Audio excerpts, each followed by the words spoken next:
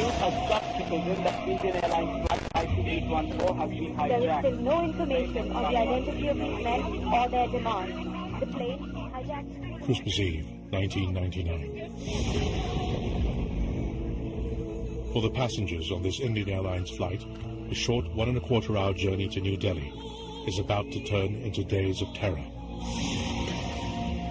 Not all will reach their destination alive, but the events which are about to unfold go beyond these individuals. When matters here reach their ultimate conclusion, there will be deadly consequences across the world, and another chapter would be written in the history of terror.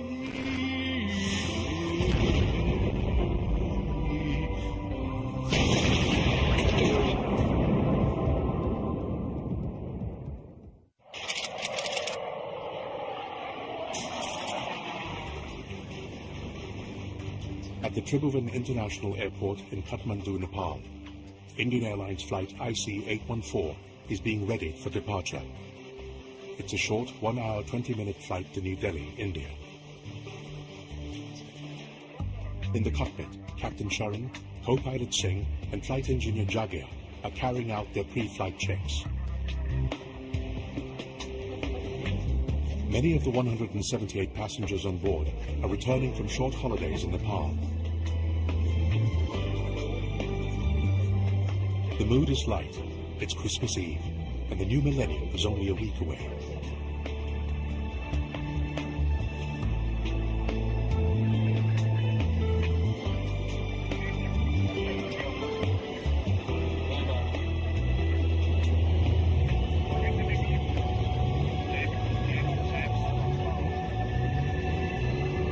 When IC814 departs Kathmandu soon after 4 p.m., there is little indication that this flight will be anything other than routine.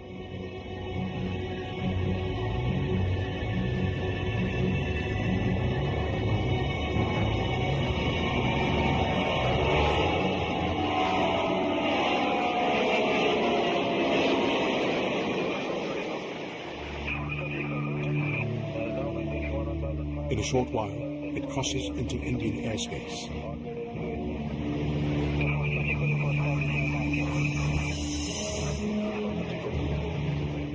In the cabin, flight attendants commence the trick service. On a flight as short as this, they need to be efficient and quick. The service on the Kathmandu-Delhi sector was proceeding smoothly. I decided to offer some tea coffee to the captains.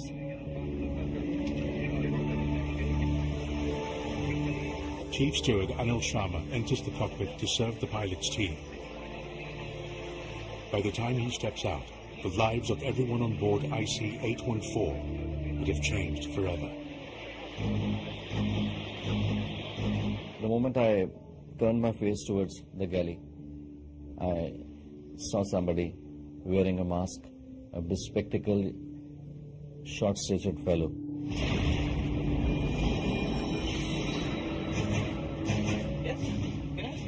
My first reaction was to inform the captains. I moved my hand towards the intercom. When he was going back, immediately I could see one person entering the cockpit.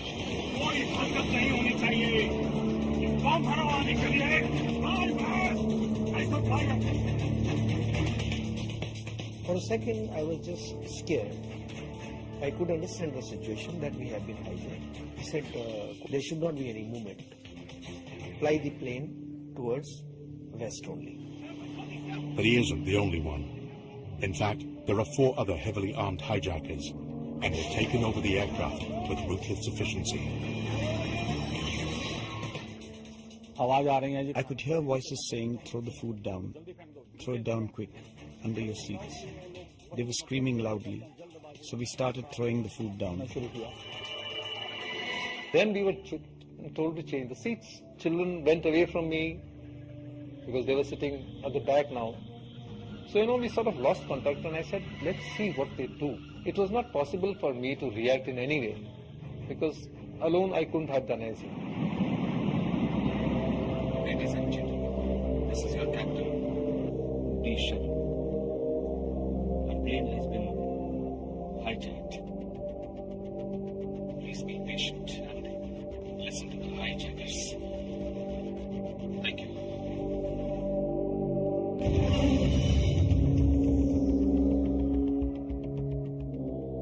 The biggest worry was my daughter.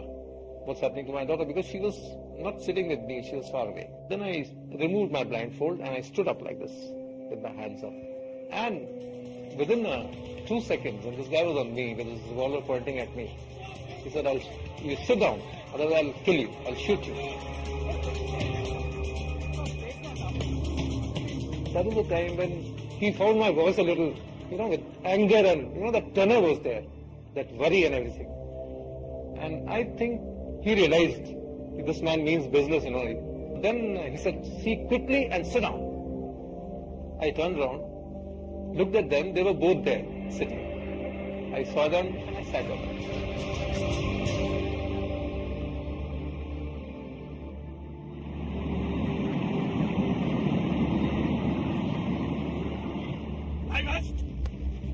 In the cockpit, Captain Sharan is finding it harder to convince the hijackers that there isn't enough fuel to fly to Lahore, Pakistan, their preferred destination.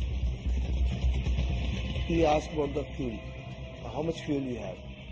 I said, we have fuel up to Delhi. If you cannot land in Delhi, where will you go? What is your alternate? So he knew that our alternate is Bombay or Ahmedabad. So I said, Ahmedabad. Then he said, if you can go to Ahmedabad or Bombay, why can't you go to Lahore? Lahore is nearer than Bombay from Delhi. As night falls across the Indian subcontinent, IC-814 is still flying west, its destination unknown. On board are 189 passengers and crew, held hostage by a group of dangerous armed men. In the cockpit, Captain Sharan is playing a dangerous game of his own. Unseen by the hijackers, he's triggered an emergency transponder, letting Indian air traffic controllers know that IC-814 has been hijacked.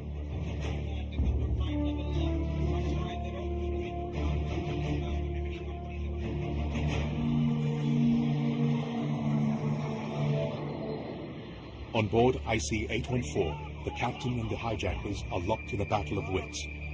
The hijackers want the plane to be flown to Lahore, Pakistan.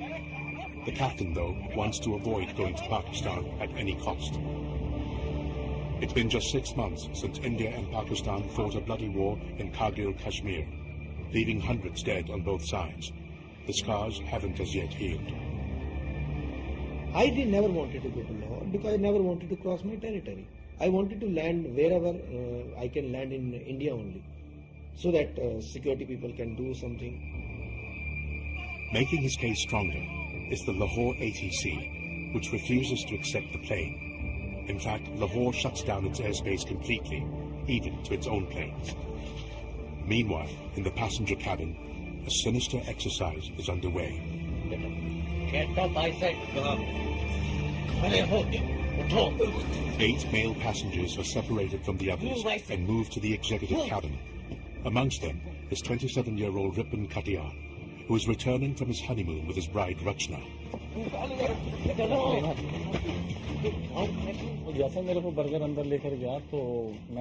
As soon as I entered the executive cabin, I saw that there were some passengers already there. My hands were tied with nylon rope. Then he pressed the recline button and pushed my seat back. After that, my seat belt was fastened.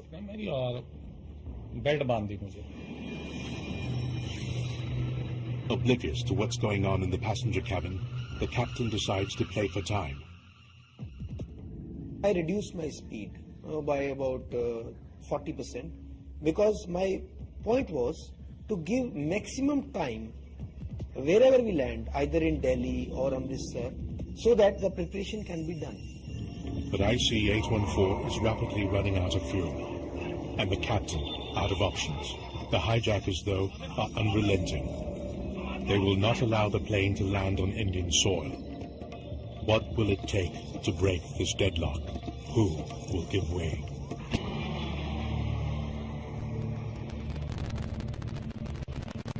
Indian Airlines flight IC-814 en route to New Delhi, India from Kathmandu, Nepal, has been taken over by 5 hijackers who have been managed to smuggle on board guns, knives and grenades.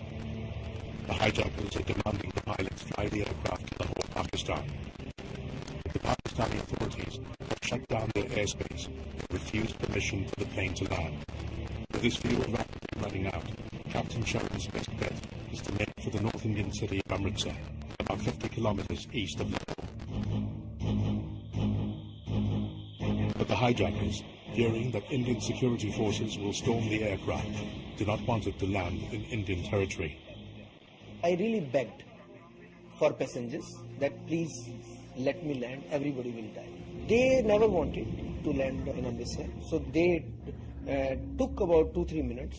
All hijackers were at the back and they had some discussion and then they came. Then they said, are you sure aircraft will be refueled? I said, yes, it will be refueled and you please let us land in Amritsar. The captain's tactics pay off. The hijackers agree to allow the plane to land in Amritsar on the captain's personal guarantee that it will be refueled immediately.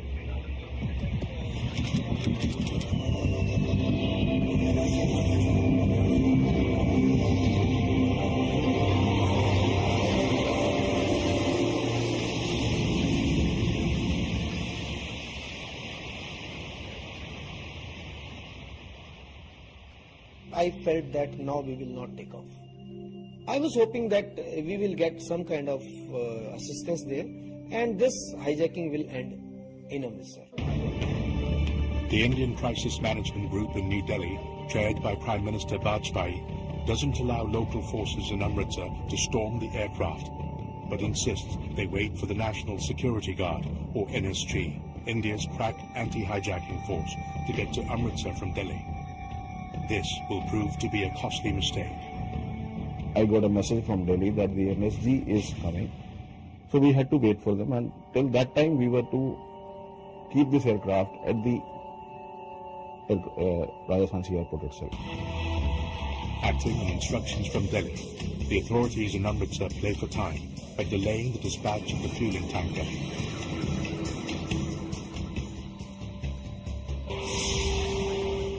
But the delay is making the hijackers increasingly frantic and belligerent.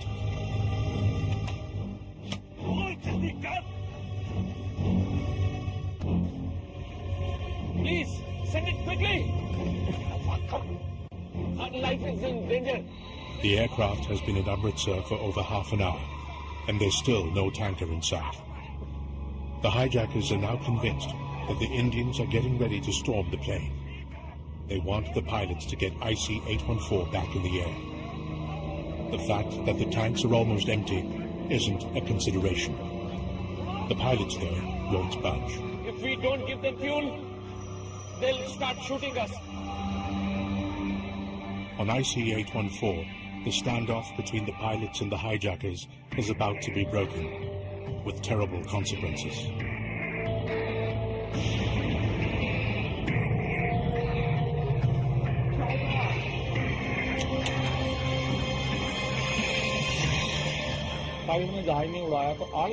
When the pilot didn't take off, all of a sudden, one of the terrorists called Doctor came in, and he stabbed Rupin Katyal in the chest a number of times.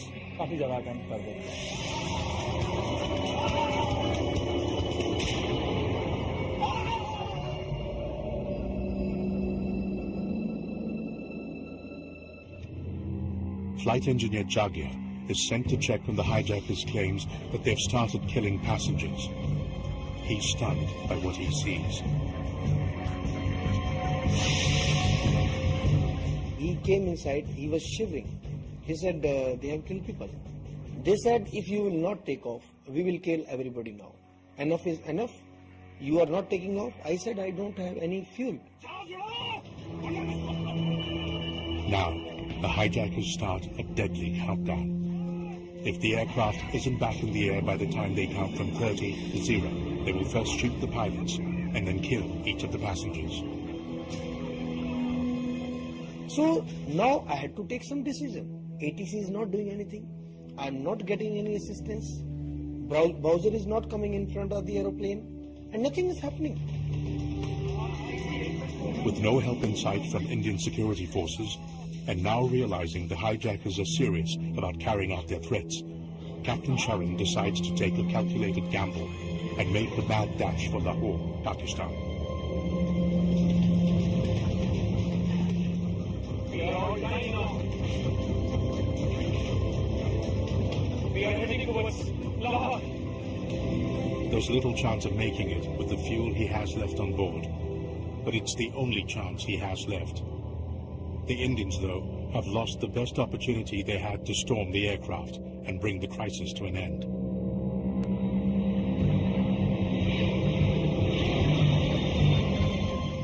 All the time pilots were saying that they don't have any fuel left. So we were very sure that the aircraft would not take off unless and until we refuel the aircraft. We said to Amritsar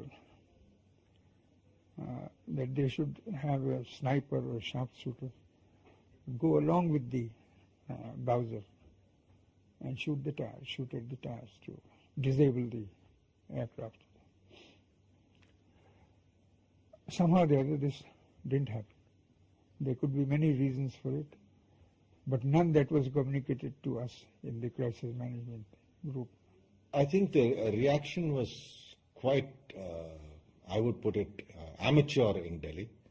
When the first news was heard, surely the NSG should have been put on notice to take off very quickly. Surely there should have been a strategy to end the hijacking. IC-814 is now headed across the border to Lahore, Pakistan, about 50 kilometers from Amritsar. But the Pakistan government does not want the aircraft on its soil. When its threats to shoot down the plane go unheeded, the Pakistan airport authorities switch off all navigation aids and turn off the lights at Lahore airport. They said, we cannot let you land here, you go anywhere else. They switched off all runway lights, they switched off all navigational aids, even they switched off apron lights also. Finally, my both reserve light came on. I hardly had any fuel left to sustain in the air. Now I had to make some decision. That time, I came down. I came down to see some place where I can put this aeroplane. With no navigational aids to rely on, the pilots turn the aircraft towards a stretch of bright lights they think is the runway at Lahore. It's only when the aircraft is dangerously close to what they believe was the runway that the pilots realize they've made a serious mistake. Boss! Jacob! Road head!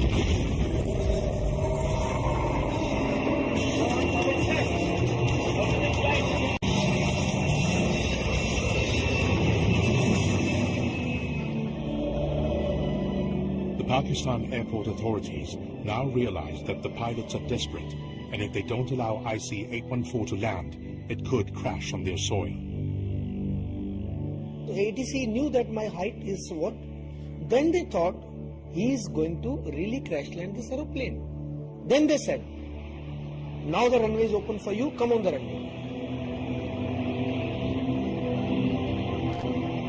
As I landed after a few seconds, I think, my right engine was flamed out because there was no fuel. The captain's gamble has paid off. IC-814 has made it safely to Lahore, but the relief is only momentary.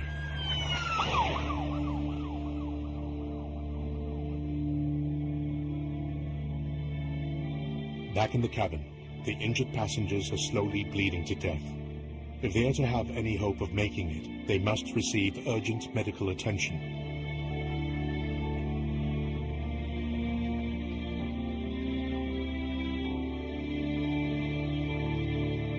But all the Pakistan authorities want is to get the aircraft out of their territory at the earliest. Please send the ladder. There are injured passengers on board. I asked ATC, I begged for this, please send the ladder. I want my injured passenger and a few senior citizen, ladies, children to be offloaded here. They never agreed to this. They were very, very adamant. They said, you want fuel, we will give you fuel. But we will never let you offload anybody here. The Pakistanis didn't want to be seeing seen as having anything to do with this. And eventually the plane had to go there because it couldn't go anywhere else. They were very keen to get it off their soil. Less than 3 hours after it landed in Lahore, the beleaguered plane is airborne again.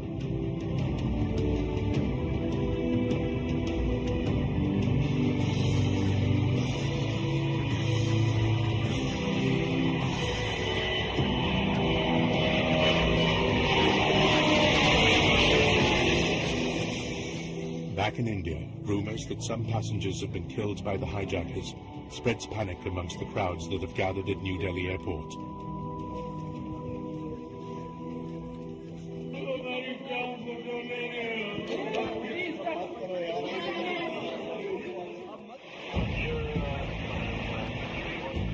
The hijackers now want the captain to set course for Kabul, Afghanistan. We have been hijacked and are heading towards Kabul. But Kabul has no night landing facilities, and so the hijackers force the pilots to fly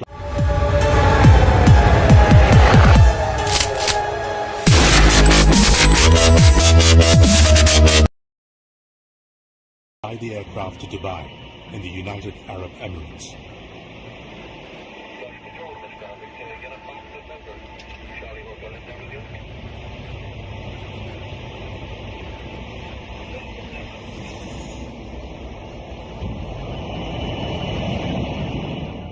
Somewhere in the night, Ripon Katyal, who's been bleeding profusely since he was stabbed by the hijackers, breathes his last.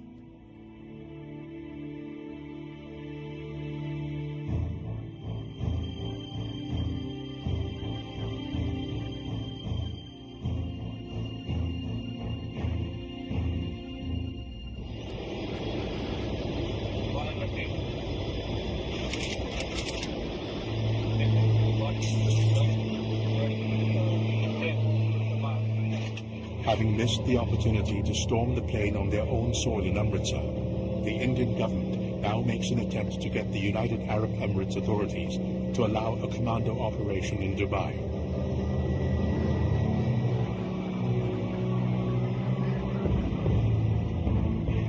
The government of UAE and the local authorities in Dubai were not at all willing to permit any commando action. That is to keep the aircraft there for a period which would allow us to send commandos from India.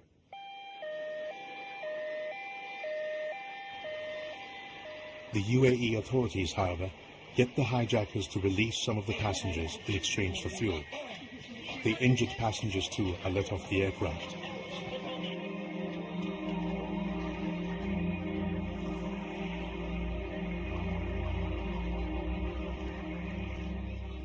On ground at Al-Minhad, we'd been there for about 10 minutes when Berger walked up to me and says, "Get up." I obeyed him. We went into the J class. So I looked down.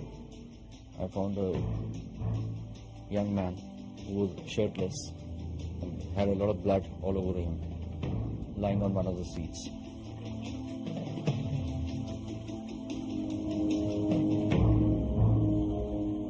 My heart was pounding away furiously, and I actually was frightened for my dear life at that point of time. The body of Ripon Katyal has been taken off the aircraft, but his bride Rachna, who is still on board, isn't even aware that her husband is dead. We were ordered to place the body on the top of the step ladder which had been positioned at the first door.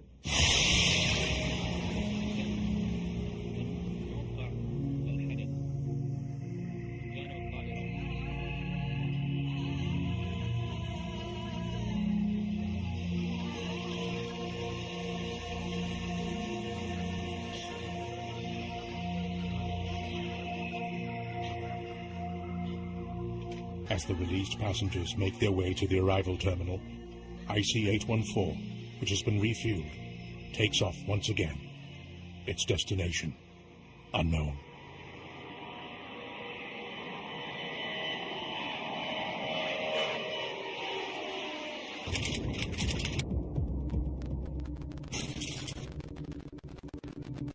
It's Christmas. But for the 162 passengers and crew still remaining on the Indian Airlines flight IC-814, there's little reason to celebrate. It's been almost 13 hours since the aircraft was taken over by 5 heavily armed hijackers. 1 passenger has been killed, another injured. Their night just got a little more complicated.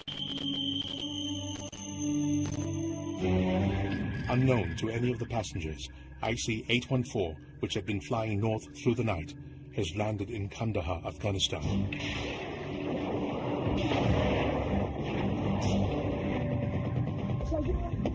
A country controlled by the Taliban, a fundamentalist Islamic group, and the current home of the dreaded terrorist Osama bin Laden.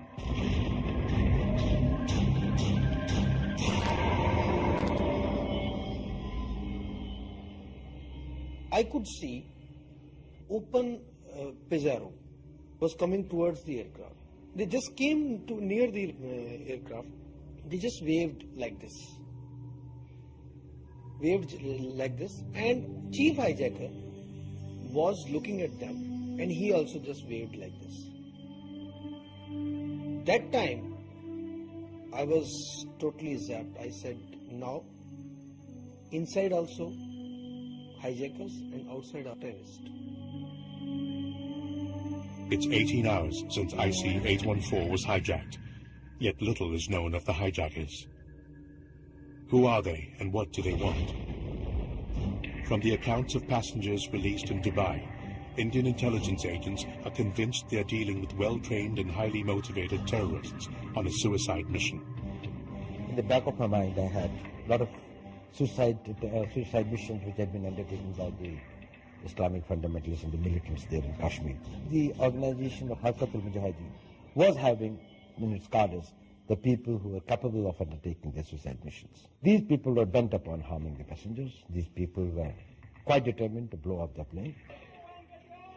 Back in India, hundreds gather for the funeral of Ripon Katyal, the passenger who was brutally murdered by the hijackers.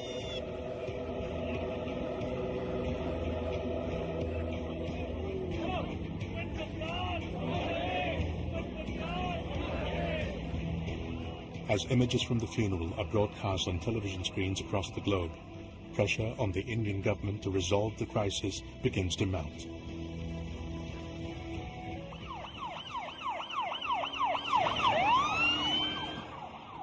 But the Indian Prime Minister, Vajpayee, appears unrelenting.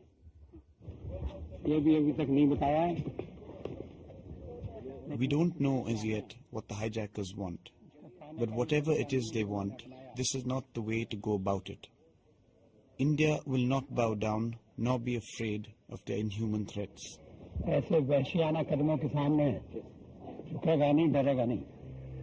The Indian government does not recognize the Taliban regime in Afghanistan and has been amongst its most vocal critics.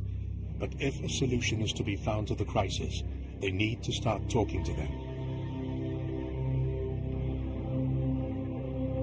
We are expecting that the Indians will come soon and take it very serious, but it seems that they are very cool.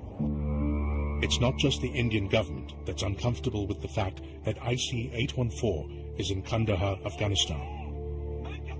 Inexplicably, the hijackers too want the aircraft refueled at the earliest and for it to be flown out of Kandahar. The pilots, though, refuse to cooperate. They insist that it's unsafe to fly the aircraft again without a thorough engineering inspection. IC-814 isn't going anywhere for now. But the hijackers aren't sitting idle. They've gained access to the cargo hold through a trap door in the cockpit. I could hear noises, something is happening in the cargo hold. I knew that some bag is there and they wanted to remove that bag.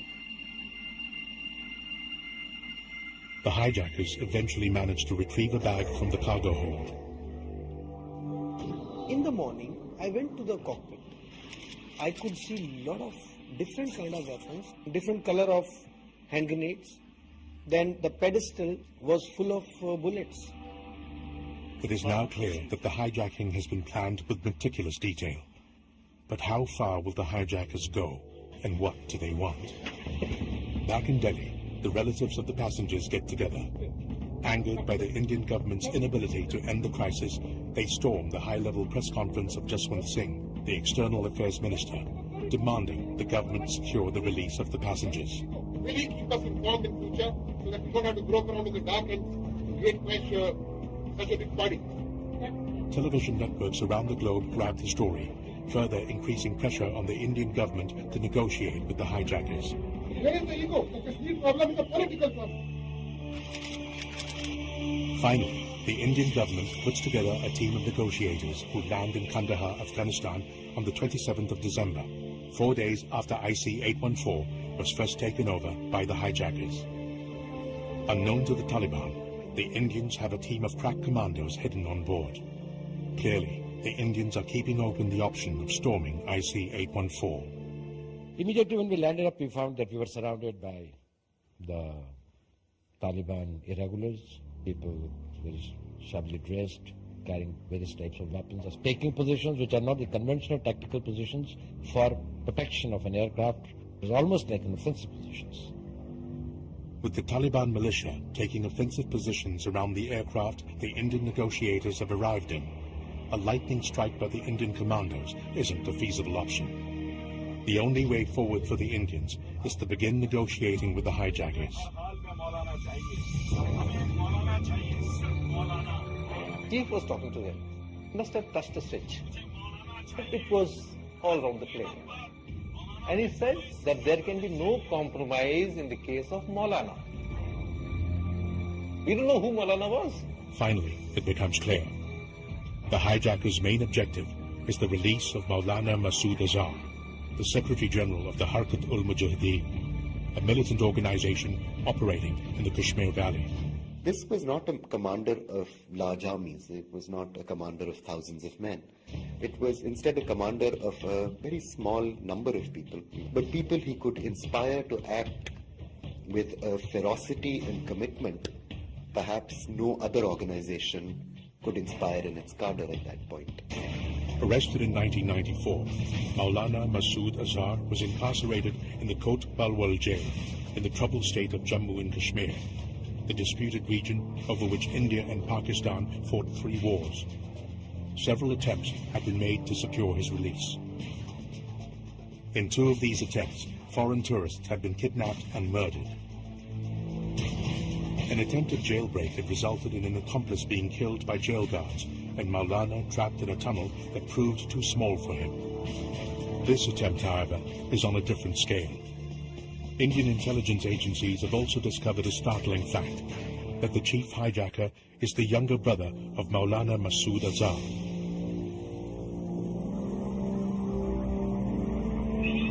Maulana Masood Azhar was the first demand of the hijackers.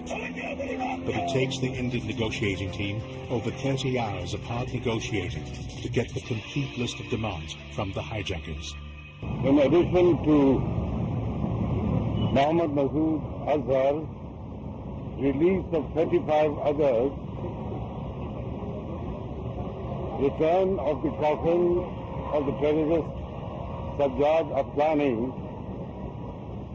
a payment by India of $200 million. We will send our appropriate response to the negotiating team in Kandahar. In the meantime, let the country and the international community too reflect on this. As negotiations continue, surprisingly, the Taliban intervene and convince the hijackers to drop their demand for the money and the body of Sajjad Afghani, saying these are un-Islamic. It is the 5th day of captivity for the passengers and crew of IC-814, and as conditions within the plane worsen, the waiting becomes unbearable.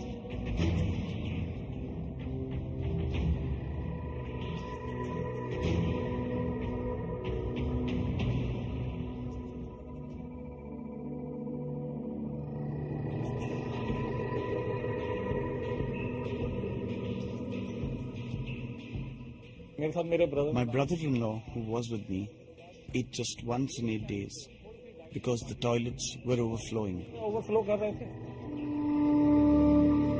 Especially seeing my family captive, especially seeing the discomfort, the physical threat that they were under, that really angered me. People had sort of given up all hopes. I, for one, I had reached a point where I said, enough is enough. You want to blow it apart, you want to kill anybody, including me, go right ahead. But let's get over and done with this because patience was nearing its end. As news of the conditions in the plane reached the relatives and media in India, there is increasing pressure on the negotiators to reach a settlement. But with neither side giving way, is this possible? It appears that a breakthrough has been achieved on the 29th, the 6th day of the hijacking drama, when the hijackers agree to release 35 women and children as a gesture of goodwill. The segregation or the release of women and children would have meant that only men would be left on board. And somewhere it gives you the eerie feeling that if they have to dispense with us, they will without batting an eyelid. At that time, I just turned around and looked at them. I was like, I couldn't, you can't go. It's very easy to die yourself, but it's impossible to see your family or your near or dear ones die. You can't see that. But as the hours pass by, hope of a settlement vanishes again. In fact, the negotiations break down completely.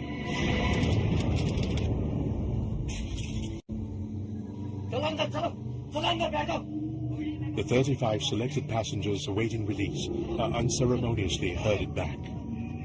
There was a lot of commotion, and I found children and women hurrying back towards the economy class.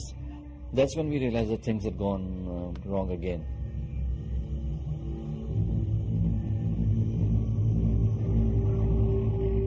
It was a very strange kind of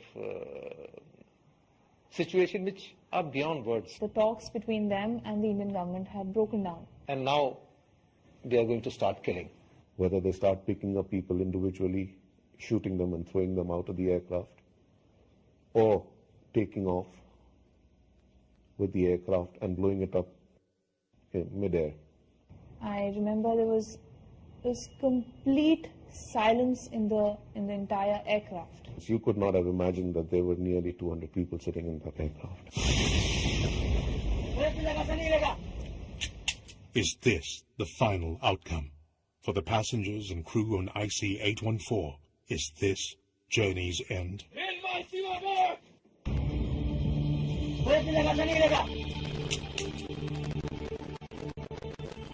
Negotiations between the hijackers and the Indian negotiators have broken down in Kandahar, Afghanistan. The hijackers have told the passengers that they will now start killing them one at a time. Stunned by the sudden turn of events, the passengers await their fate in deathly silence. Time kept on ticking by. There was nothing happening. There was people were sitting, they were anticipating something's going to happen. But nothing happened. The guy comes back again and he says, we don't know whose prayers are being answered, but there seems to be a movement back for negotiations. Then at about, I think, after 3 to 4 hours, we were told that there's a good news for you, that the government of India has agreed to release to our demands, and now you shall be free. The passengers are to be freed, but at what cost? As a result of the negotiations with the Taliban and the hijackers, there has been an agreement for the release of all the hostages in exchange for 3 militants. How many? 3. The 3 incarcerated terrorists to be freed are Maulana Masood Azhar, who is accused of being a member of the Harkat al-Mujahideen.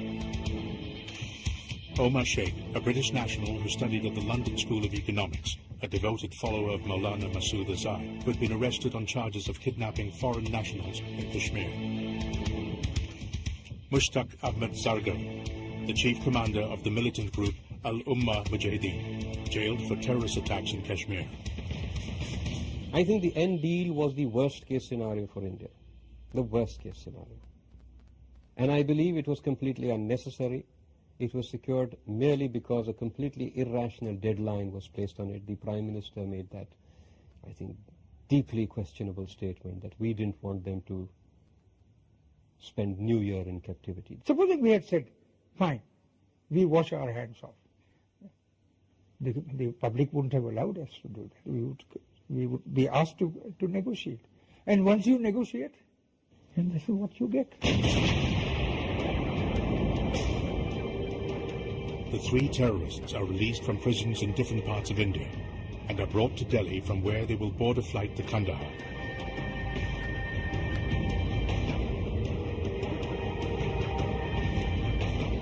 A few hours later, the released terrorist and the hijackers, escorted by Taliban militia, drive away from Kandahar as free men.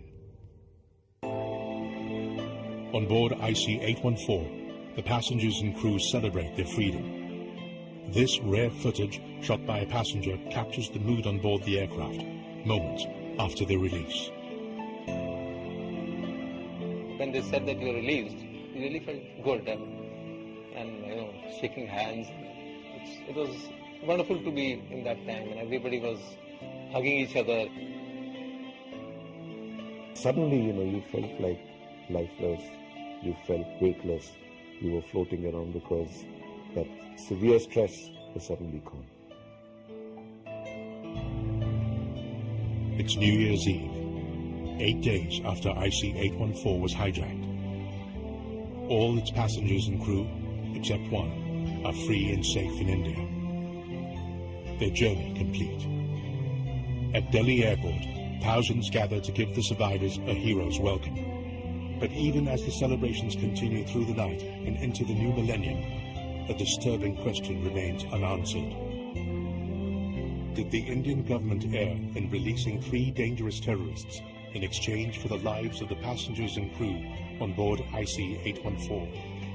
It's a question that has no correct answer.